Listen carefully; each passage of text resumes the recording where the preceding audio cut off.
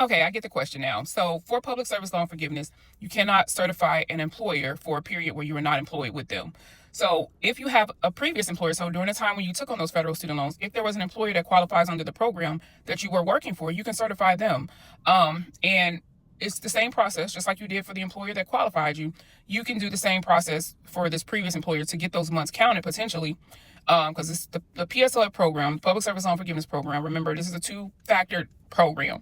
So not only do we have to have the qualifying employer, but there also have to be qualifying payments that are made under a qualifying income-driven repayment plan. So during that period as well, we have to have both of these factors have to be in line for those dates. So if you have that EIN number for that previous employer that you were employed with, and if they qualify under the Public Service Loan Forgiveness Program, and you can just utilize the EIN number. And of course, if you've certified before, then you go to the student aid website, plug that EIN number, see if they are a qualifying employer, have that email address for the person that can certify the employment, and then submit it through the portal. So that way you can get those credits counted.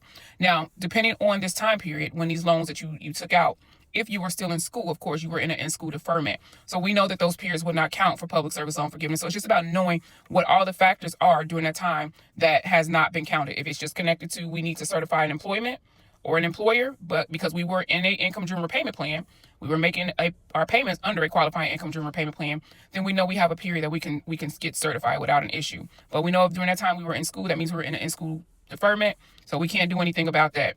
For others, we have a lot of borrowers who were enrolled in the SAVE plan. I don't know what your period were if you were enrolled in the SAVE plan, if that is the case, and you certify the employer. What you would have to do for that particular period is buy those periods back if you were in an administrative forbearance because of the SAVE plan. So just depending on all of the factors that went on during that time period, if the employer is a qualifier, then you can just get them certified during that time when those loans were, when you took out those federal student loans.